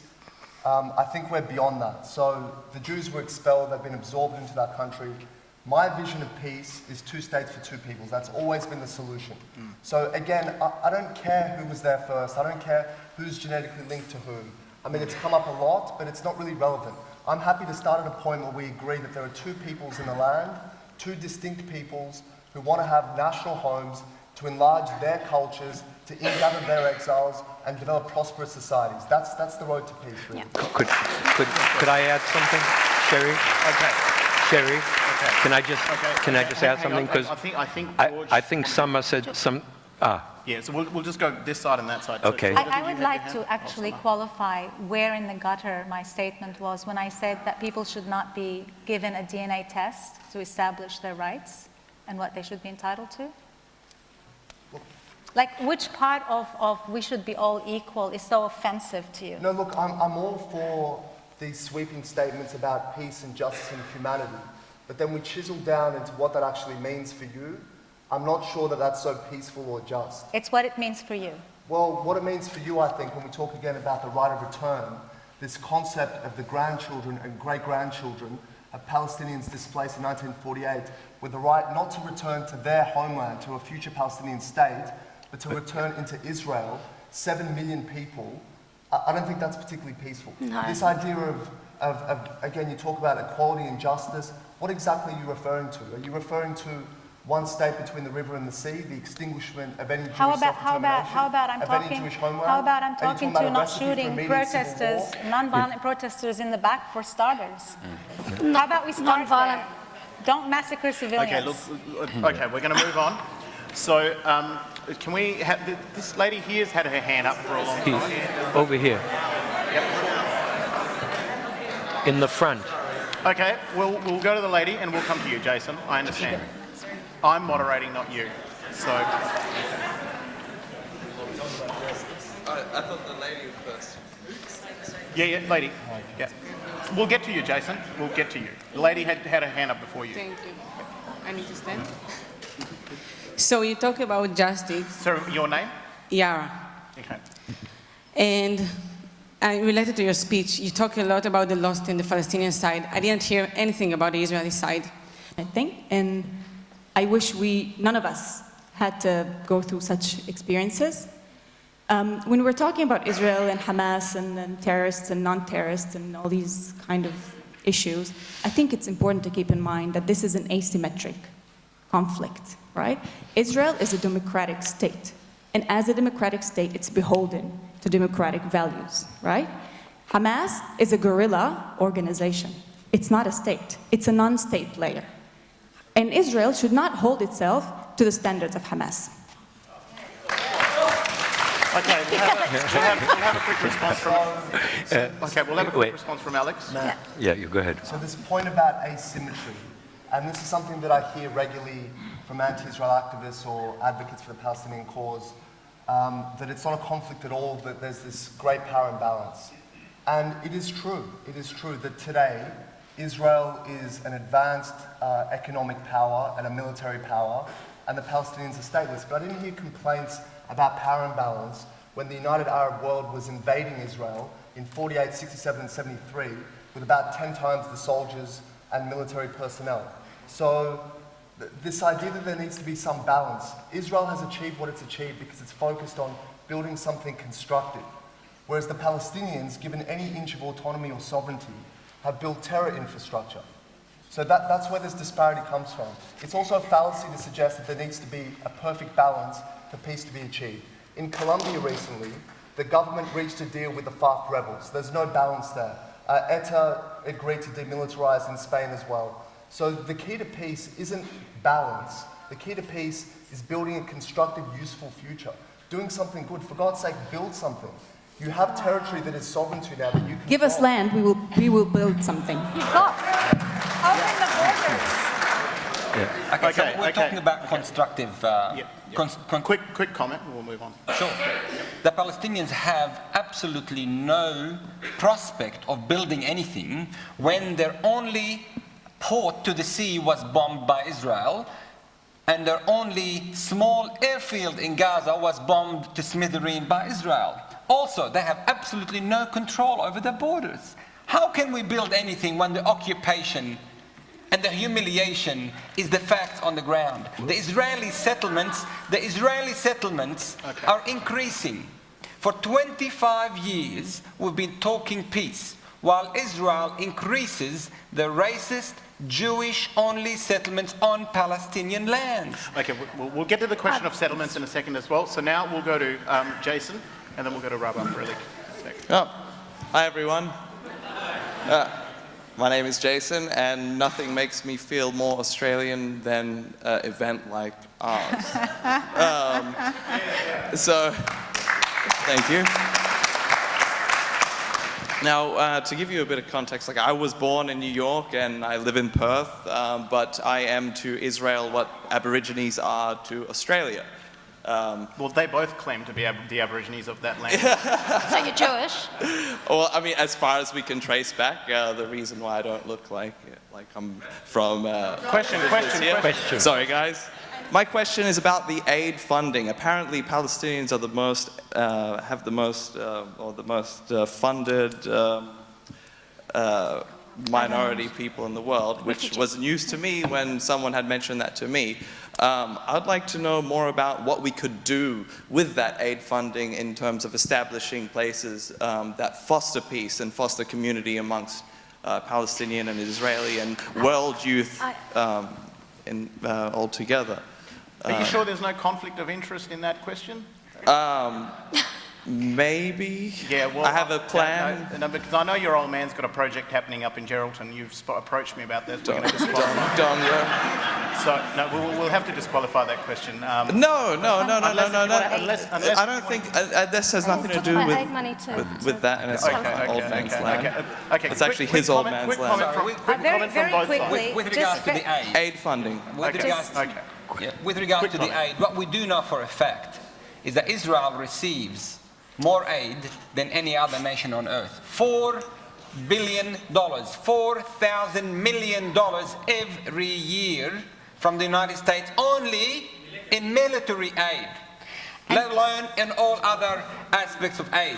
The Palestinians don't receive 10% of that. And the main issue we have is we're not allowed to build our economy. We're not allowed our independence. We're not allowed to do anything. We cannot even import the shampoo, as my colleague have just said. Okay. So how can we build an economy? We are being forced to be dependent on aid, something that which we hate very much. We want our independence so we can be productive. Okay. Can I just very quickly, it's a very quick fact. Most of the aid that goes to the Palestinians, and I don't have the figures with me, goes towards security for Israel. It goes towards training the Palestinian security in the West Bank to proxy police the Palestinian population.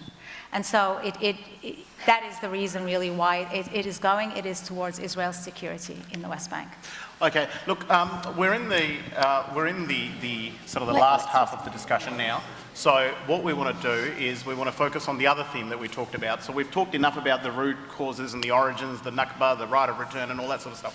What we want to do now is we want to talk about the way forwards. How do we move forwards? What sort of a solution are we going to achieve? Okay, so let's dedicate the remaining half of the conversation on that.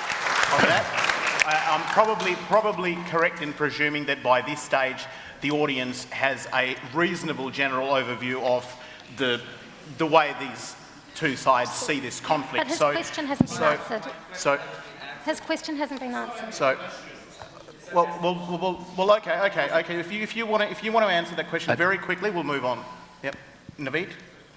Are you asking how the aid money could better be used then on attacking Israel, or is that the question? No, my question is, what are your suggestions that aid funding can be used for to building... Schools, hospitals, the usual stuff that people build when they want to build an infrastructure. The usual stuff that they bomb. Well, I don't mean pretend schools that are actually military installations and hiding military equipment. I mean actual schools. I believe I just want to clarify. No, but I believe that there was an Australian-funded project in Gaza that was bombed in 2014 as well, as part of all the other things that were built in Gaza that were bombed. When there was an attack against Israel from Gaza, we can get into constant that later. attacks against Israel from Gaza. Okay, we'll move on from this now. Okay, Jason, that'll do. We want to focus... And just very quickly, aid money is not working because there's an occupation, in a nutshell. Aid money is also not working because it's squandered. Hamas builds tunnels that are worth $90 million for every, it was in today's news, in the New York Times, an editorial called Gaza's Misery Has Palestinian Authors, and it brings there, for every attack tunnel build, you could build 86 homes, 12 schools, 8 hospitals. The money is squandered. Arafat's wife got billions of dollars. Khaled Mashal is a multi-billionaire. Yeah. All that money that went into the Palestinians, it's not the occupation, it's corruption. That's okay, we'll move on from that issue. Okay. Rabbi Freilich. Microphone's behind you, Rabbi. I've got a few comments to make, but I'm not going to make them. I'm going to keep it down to a minimum. Firstly, Nora, you are blessed. You went to a university in Haifa. You are blessed. You went to a university in Haifa. You know what? Jewish people would not be so blessed if they went to Arab countries to want to get into their universities. That's number one. Number two, it's interesting, George, that you're a Christian. I'd like to know, and it's really something that bothers me, why it is that the Christians have been expelled from Bethlehem.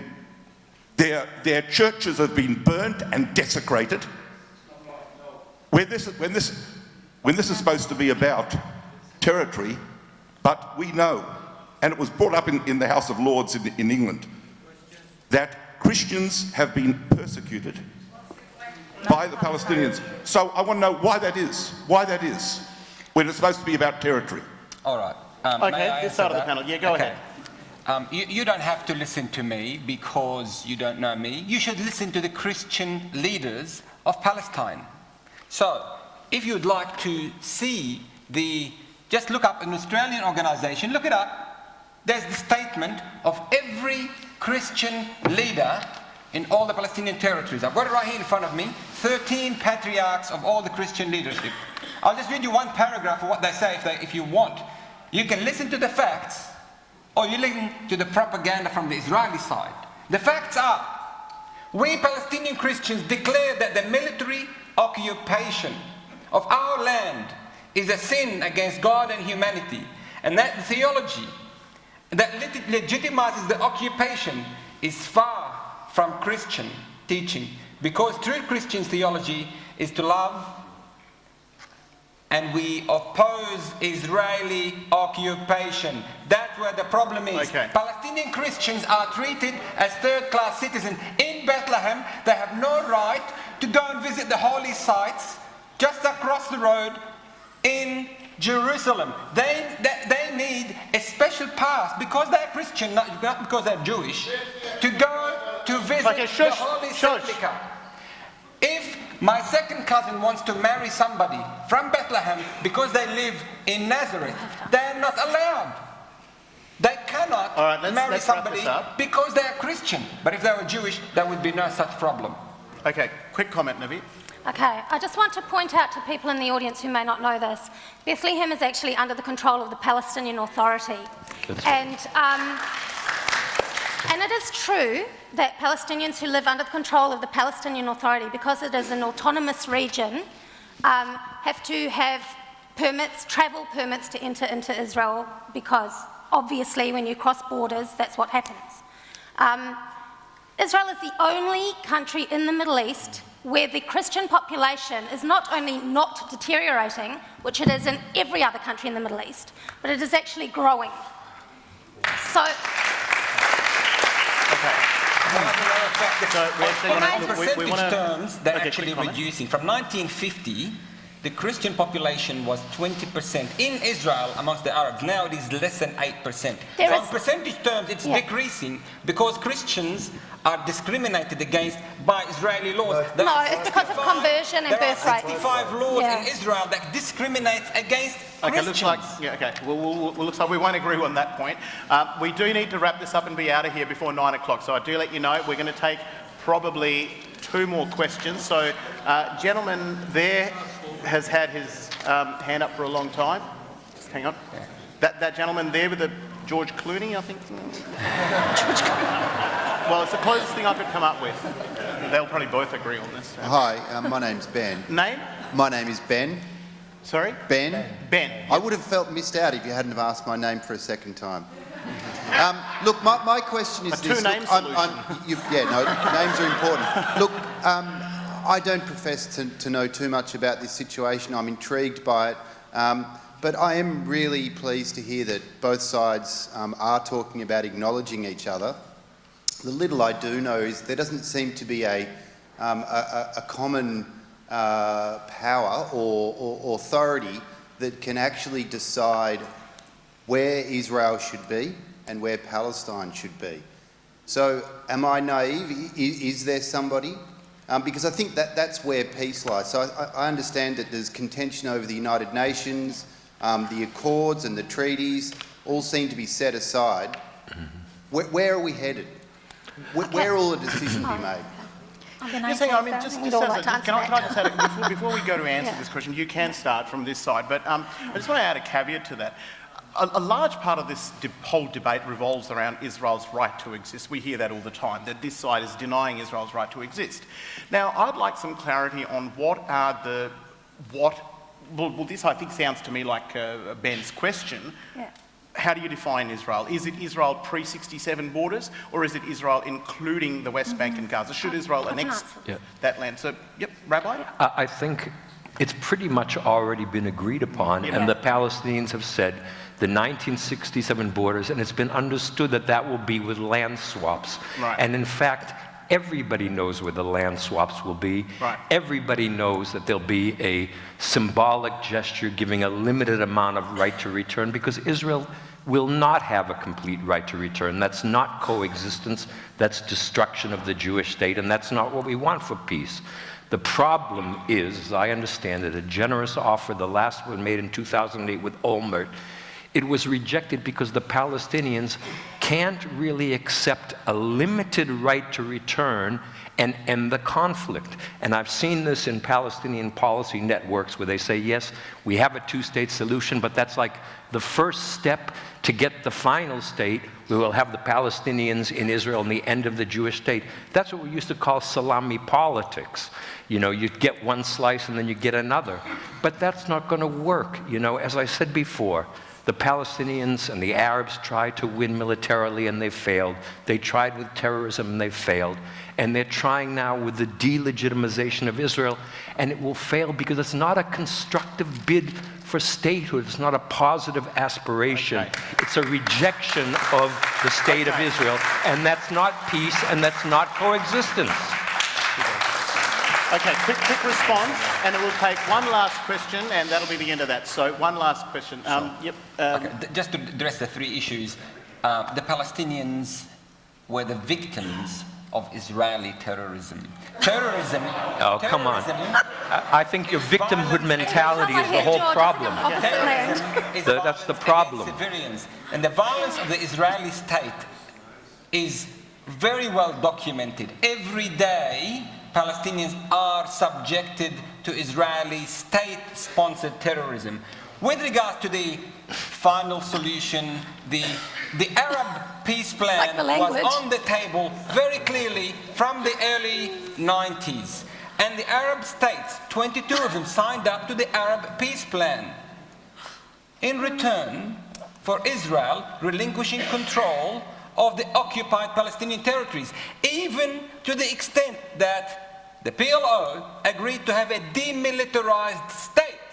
And they were happy to accept US, UN, anyone on the Palestinian borders, completely demilitarized. What do we get in return? We get more Israeli settlements. When that plan was voted by the Arab states, 22 of them accepted it. And then they took it to the Islamic states, and 45 Islamic states agreed to the Arab peace plan. Israel continued its settlement policy. 150,000 Jewish settlers were there at the beginning of the negotiations. Now, 750,000 Jewish settlers are living in Jewish-only colonies with Jewish-only roads. There is no structure in the whole world which is equivalent to that. It does not exist. Okay, we'll have to wrap up. You've got to let us answer. Then. Sure. So, quick response, and we're going to have to leave it at that because to try and amalgamate what the rabbi said and what the doctor at the end said. The solution has been clear for a long time, and it's basically 2 states for 2 peoples, and the contours of the borders are known as well. There'll be land swaps. There'll be some sort of shared arrangement over Jerusalem. Gaza will be a part of the Palestinian state, as will the majority of the West Bank.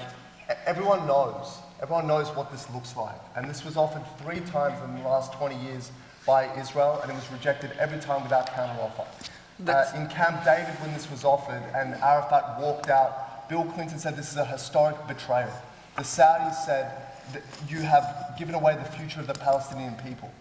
So we all know what peace looks like, but there hasn't been a Palestinian leader bold enough to end this victimhood mentality where even their acts of terrorism are somehow inflicted on them and not by them, and move forward, accept a Jewish state, and build something for their own people. Okay. So we're just going to take... So we can't really take any more questions, as much as I'd love for this to carry on for another hour or half an hour. So we'll have a quick closing statement from this side and then from this side. So go ahead. From each person? Well, I'd like to thank everyone for their contributions. Thank everyone for the contributions that they made for this lively debate. And I'd like to thank the panels and Mr. Soufi as well. Just Sherry. I would like to thank Just Sherry. I think it's been a lot of firsts for me in this debate. It's for the first time I've been on a panel with people who think that democratic values such as freedom, equality, and justice belong in the gutter. So that was a bit of a... Well, it depends what you mean by that. But I I mean, if this is where, you know, these kind of values belong, then Qatar it is for us. We still stand for freedom, equality, and justice, and this is our vision of solution, a place or a state or whatever, 2 states or 3, I don't care. We're not going to get into technicalities. A place where all people, regardless to their nationality, to their religion, to their beliefs, can live equally and freely side by side. So that's my vision for freedom and for peace, and our vision. Thank you. Okay, closing remarks from Team Israel. So, I want to thank everyone again for your engagement and for your excellent questions. We've covered so much. We've covered 10,000 years of Palestinian history. We've covered very many issues, and I don't think we've moved very far. And I guess it shows why this is the most intractable conflict in the history of the world. But I want to perhaps end with how I ended my address. I still believe that peace is possible if there is a basic recognition of the legitimacy and rights of the other. And regardless of who was there first, and regardless of issues of discrimination, and of course there are issues of discrimination, as there are in every society, but I still recognize the rights of the Palestinian people to a state, to a homeland, alongside Israel. And I would like the other side to acknowledge the rights of my people, the Jewish people, to a homeland of our own. Can you acknowledge that? And I think if you can, as Julie Gillard said, everything else can then be successfully negotiated. So I'd leave it to you. Will you recognize our rights as we recognize yours?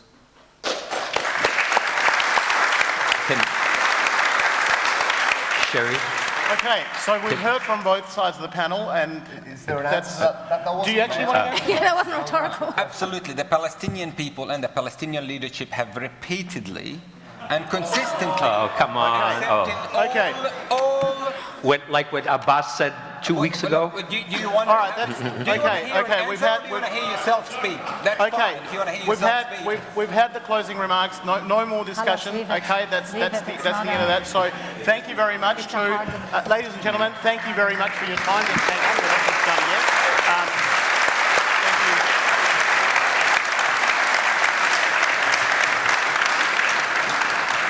As the most intractable conflict in world history, we're probably not going to resolve it. Many a great US presidents have got these two sides together at a table for a discussion, and hasn't worked. It's not going to work overnight.